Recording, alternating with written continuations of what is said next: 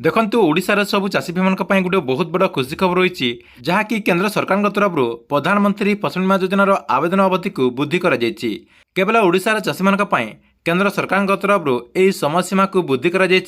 जहाँकि ओडिशार सबु चाषी भाई मैंने आसंता अगस्ट 10 तारिख पर्यंत आवेदन करेंगे जहाँकि सरकार तरफ यार समयसीमा को अगस्ट 10 तारिख पर्यंत वृद्धि कर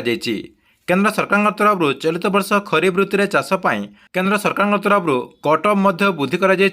सर्वाधिक पंजीकरण पर केंद्र सरकार तरफ राज्य सरकार को निर्देश दि संपर्क में केंद्र कृषि मंत्रालय पक्षर राज्य समवाय आयुक्त निकट को जहाँकि चिठी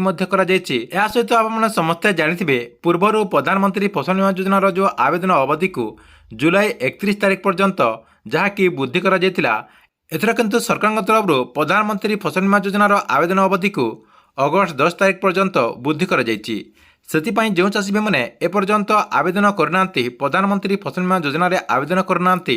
से खूब शीघ्र आपण पाखर जो सीएससी सेंटर रही से सीएससी सेंटर को जाकि आवेदन करेंगे। या सहित जो मैंने ऑनलाइन माध्यम आवेदन करने चाहते यही चैनल रे गोटे वीडियो रही जहाँकि आपको वीडियो डिस्क्रिप्शन रे से वीडियो लिंक दे देछि से वीडियो देखिए आपने ऑनलाइन माध्यम आवेदन करेंगे। या सहित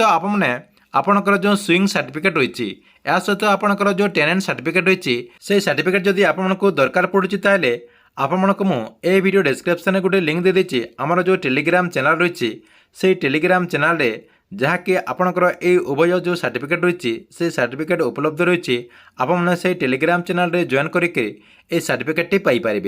ठीक अच्छे ये आपंपाई प्रधानमंत्री फसल बीमा योजना को नहीं गोटे बहुत बड़ अपडेट आपको वीडियो केमती लगे कमेंट बॉक्स रे निश्चय गोटे कमेंट करंतु